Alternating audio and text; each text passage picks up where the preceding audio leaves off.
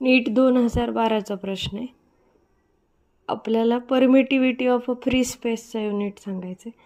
तर हे कुठे येतं? इलेक्ट्रोस्टॅटिक फोर्सचा फॉर्म्युला असतो F = 1/4πε0 Q1Q2/r². सो एप्सिलॉन नॉटचं युनिट सांगायचं आहे.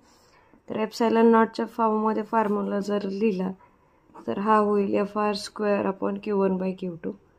FR² मल्टिप्लिकेशनमध्ये गेलं, Q1 आणि Q2 डिव्हिजनमध्ये, आणि हे 1/ε0 असेल. याला जर रेसिप्रोकेट केलं तर ε0 = Q1Q2/FR².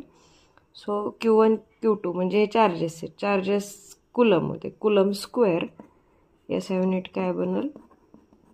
Coulomb square / force newton आणि distance metre square. So option